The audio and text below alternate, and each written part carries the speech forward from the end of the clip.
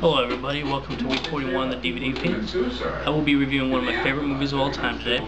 It's considered more like a comedy, but I still consider it a horror also.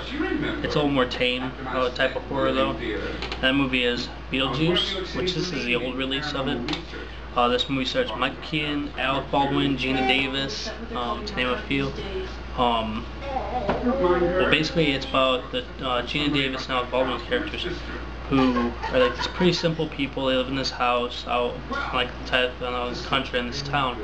It's like a really small town, and well, they're gonna have their vacation, but they're gonna have their house. And well, they go into town to pick up some brushes, so he can use his like the new tongue oil that he got from Gina Davis.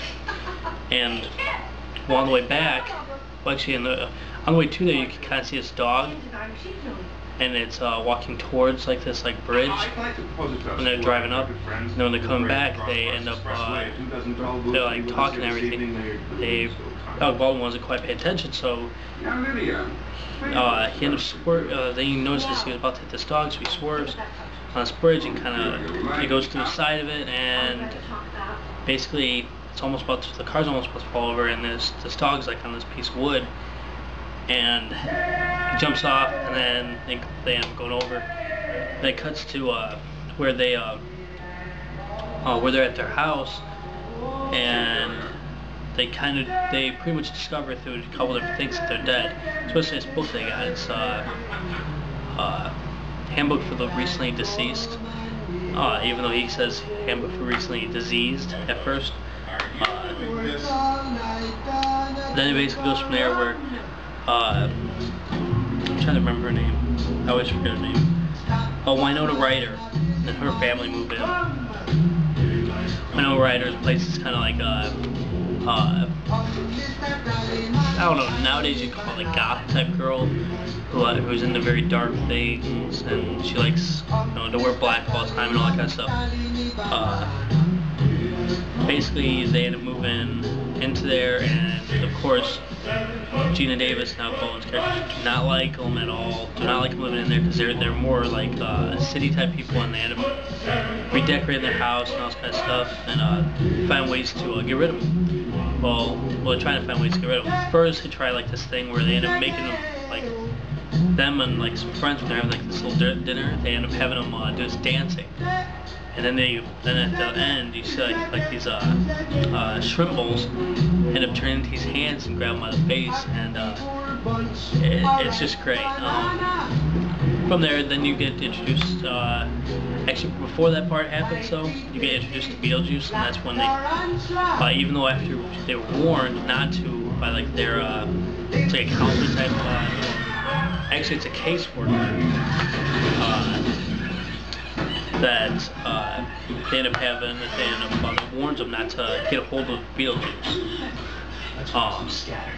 Which, even going back, I must mention one thing I really liked about this film is when they have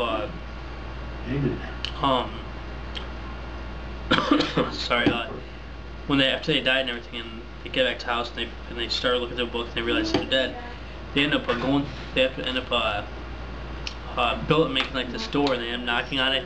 They go through it, and they're in like pretty much in like the netherworld type place, and they see all these different people and everything in like this waiting room, and then that's when they meet their counselor. I must remind you about that. The movie gets really kind of crazy at times, but in very good ways. I don't really want to talk too much about it because a lot of you guys have already seen it. I just thought I'd give my little view on the movie and everything like that. I really enjoy this film because it's one of those films you can watch over and over again, and it just, for me, it never bores me. Just like Pee-wee's Big Adventure. I mean, and to come to find out, of course, they're both Tim Burton films. Go figure. Yeah, it's just a great film. It has its own horror elements, and then it has a lot of comedy elements and dark comedy. But it's just awesome. I mean, Michael Keaton plays an awesome Beetlejuice, which the biggest thing is I've always been a Beetlejuice fan. I always wanted to see him more in the film than what they showed him. They did show him enough at least. But like one of my favorite parts is where Beetlejuice is being why not? He's kind of being obnoxious and everything, and I think it's Gina Davis and Tony picking him up, and then he gets all spiky and everything, and she drops him, and then next thing you know, there's like this I'd call it the Devil's Whorehouse kind of shows up, and he ends up going into it and everything like that, and then they're like, she's like, Adam, well, when did you build that or whatever? And he's like, I didn't. And I couldn't find out it was the counselor who did it. I love that scene. Really, there's so many scenes I can say I really like. I like the one where they first meet him and they end up going back to end up growing back into a normal size and going back to a normal world instead of Beetlejuice's, and Beetlejuice looks up and goes, nice fucking model, and then he grabs his dick and, you know, and after he knocked over this one tree. Overall, damn good movie. If you have not seen this, you gotta see it. I guarantee about everyone who watches this review has seen this film and knows what I'm talking about when I say how much I like this. Also, I was gonna say they do have a DVD out of this, and actually this week at Best Buy they have it on sale for $10. I think $10 for the Blu-ray, $6.99 for the DVD. I think I may pick up the Blu-ray just because I'm eventually gonna get a Blu-ray player, and I wouldn't mind having it on Blu-ray, especially for that price. Most other websites are like $30 for the Blu-ray of it. This old one, it doesn't have really anything on it. I don't think there's anything on it actually, because I just basic stuff. And then it's a widescreen and full screen, it's a flipper disc. That's the reason why I'm going to replace this one. I may just get the regular DVD of it, because then I can play it in whatever format. Yeah, overall damn good movie. If I had to rate anything out of like 10, I'd give it a 10, honestly. And I usually don't try to do that too much, but I would definitely give this movie a 10.